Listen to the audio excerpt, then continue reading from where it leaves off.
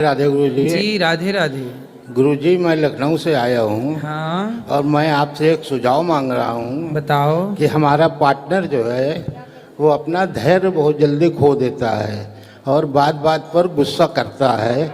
उसको ये नहीं समझ में आता कि मैं क्या बात कहाँ पर किसके सामने कैसे कर रहा हूँ। कौन है पार्टनर वो आपका? अरे पार्टनर मतलब मेरी वाइफ। वाइफ क्यों? अब उन्हीं के साथ ज़्यादा प्रॉब्लम है सभी को, हमारे घर में पूरे परिवार वो को। आपकी वाइफ है कि पत्नी है? अरे दोनों एक ही बात है। अरे नहीं, एक बात नहीं। अच्छा, खैर आप ज्ञानी हैं, आपको मालूम होगा, हमारी समझ से एक ही बात है। वाइफ मतलब वो होती है, बीवी मतलब वो होती है जिसको आप भगा के लाते हैं। अच्छा। और पत्नी, धर्म पत्नी मतलब वो, इस पत्नी के आगे जुड़ा है धर्म शब्द। क्या तो जुड़ा है? धर्म पत्नी ही है। हाँ, जबकि वाइफ के आगे नहीं जुड़ता धर्म वाइफ, बीवी के आगे नहीं जुड़ता धर्म बीवी, है ना? मिसेस के आगे नहीं जुड़ता धर्म मिसेस, जबकि पत्नी के आगे जुड़ता है धर्म, क्योंकि धर्म के अनुसार हमने उसका वर्ण किया है, इसलिए वो हमारी धर्म पत्नी है। जी हाँ। अब जो आपकी पत्नी, आपने शादी ब्याह धर्म से किया कि नहीं? धर्म से किया है, तो फिर वो आपकी धर्म पत्नी है, फिर वो आपकी बीवी। यदि भगा के लाए होते आप तो बीवी होती है। अच्छा ठीक है, तो धर्म पत्नी है, वो संतुष्ट नहीं होती हैं। कहाँ है वो? यहीं पर बैठी हुई हैं। बात कराओ। मैया, कहाँ इनकी धर्म पत्नी? देखो, वाइफ से आपको धर्म पत्नी तक पहुंचने का जो सफर है, यहाँ आओ पति परमेश्वर के पास खड़े होके। आप भी इस तरफ आओ, यहाँ आओ कुपचे में, यहाँ लाओ मैया को अंदर। अंदर आओ, आप भी अंदर आओ। हाँ हाँ, निकल आओ, यहीं से निकल आओ। देखो, खोल दे लाला वहीं से। इतना टाइम लगा क्यों? वेल्डिंग कर दी क्या? बंधी है रस्सी, डबल रस्सी। मैया जल्दी आओ।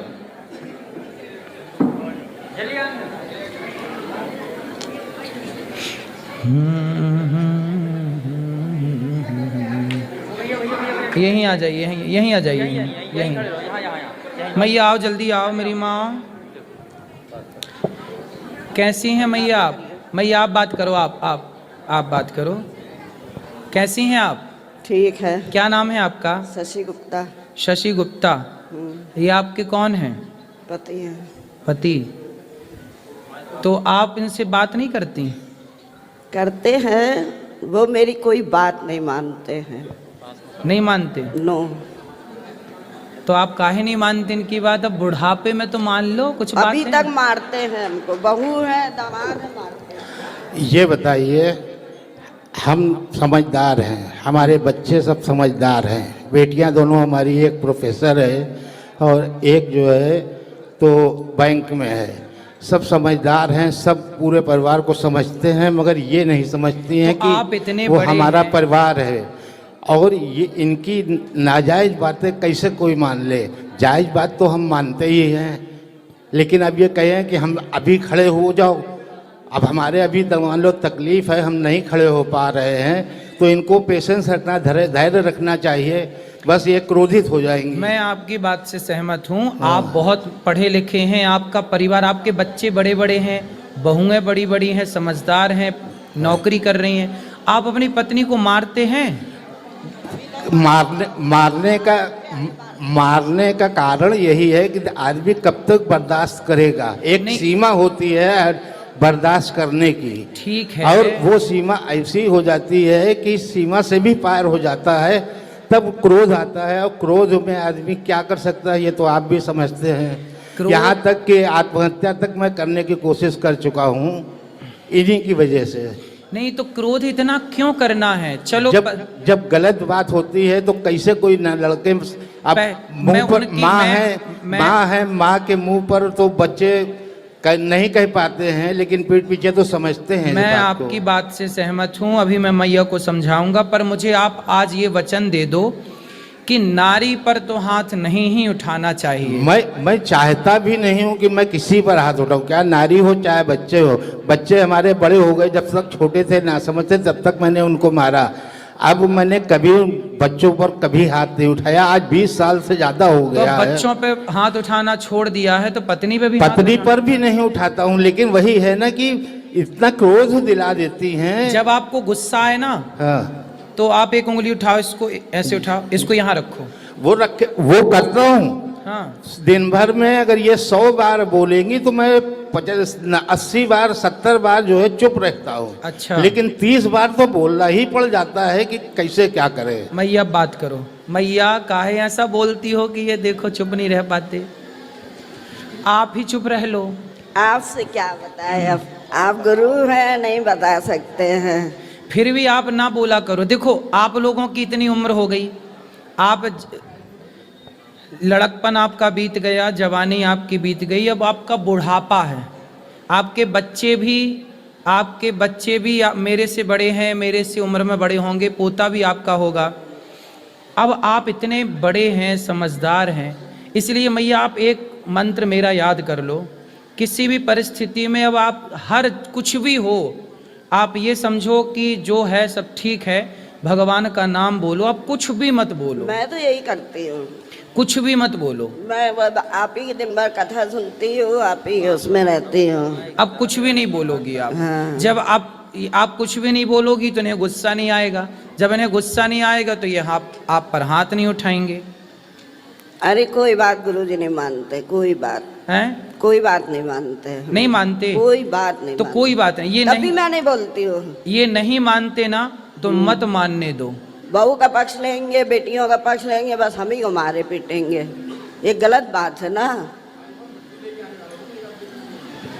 अब ये कह रही हैं कि बहू का पक्ष लेते हैं, बेटी का पक्ष लेते हैं, क्या वो समझदार नहीं है? क्या वो ये नहीं जानते कि हमारी माँ सही है या गलत है? अरे भगवान, अब ये उम्र ये डिसाइड करने की नहीं है कि सही है कि गलत तो है। वो जब माँ सही ही होती है, माँ गलत नहीं होती।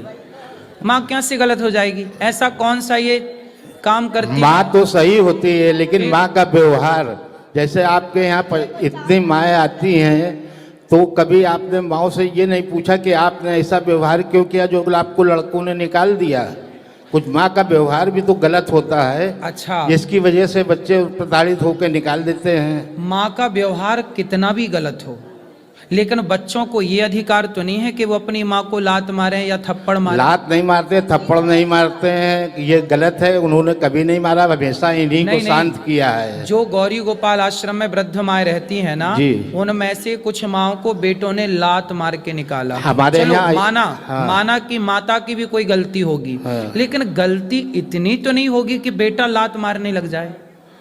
लात नहीं मारता है, नहीं, मैं इनकी बात नहीं कर रहा हूँ, मैंने तो केवल एक उदाहरण दिया जी कि कितनी भी गलती हो, कितनी भी गलती हो माँ की, आप बाप हो ना जी, आप कितनी भी गलती करो, लेकिन बेटे का ये अधिकार नहीं है कि वो आपके गाल पे थप्पड़ मारे। अरे तो कुछ समय पहले तक बच्चों को इन्होंने ऐसा भड़का रखा था कि वो हम पर हाथ उठाने तक को तैयार थे, लेकिन अब वो समझदार हो गए, वो समझ गए कि पिताजी हमारे सही हैं, माताजी गलत हैं, इसलिए वो हमारा साथ देते हैं। ये उम्र यहाँ ध्यान लगाने की नहीं है जहाँ आप मन लगा रहे हैं कि इन्होंने भड़काया, कि बेटे ने भड़काया।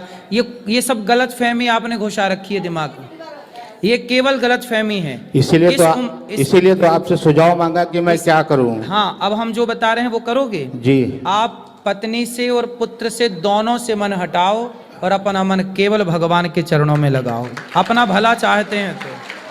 लेकिन जिम्मेदारी जो कुछ होती अब है, कोई जिम्मेदारी नहीं है, बच्चे तो संभाल रहे हैं ना, आपकी क्या जिम्मेदारी? आप आज मर जाओ तो आपके बिना कोई काम रुकेगा आपके घर का? पहले ये बताओ। काम तो कोई नहीं रुकेगा, लेकिन एक पिता जब तक जिंदा होता है वो अपने बच्चों के प्रति जिम्मेदारी तो महसूस करता है। गृहस्थ आश्रम कितने साल का है ये बताओ? गृहस्थ आश्रम तो 30 साल का है। 4 आश्रम होते हैं, ब्रह्मचर्य, गृहस्थ, वानप्रस्थ, संन्यास। हाँ। आपका गृहस्थ आश्रम होता है तब तक का जब तक बेटी का विवाह नहीं हुआ, जब तक बेटे का विवाह नहीं हुआ तब तक आपका गृहस्थ आश्रम था। अब गृहस्थ आश्रम, बेटी का ब्याह कर दिया, बेटे का ब्याह कर दिया, दोनों सफल हैं, संपन्न हैं। अब बेटा बेटी परिवार से मन हटाओ, ईश्वर में मन लगाओ, यही जीवन का सत्य है, वरना इसी दलदल में पड़े पड़े मर जाओ। इसीलिए तो सुझाव मांगा है कि अब बेटे अलग रहते हैं, बेटी अलग रहती है, हम दोनों लड़के अलग रहने लगे हैं। अब उसके बाद भी ये हमसे लड़ाई करती रहती है। अभी भी आते समय भी 2 मिनट के लिए मैं एटीएम तक क्या गया कि इन्होंने पारा इनका हाई हो गया। भाई आपने बताया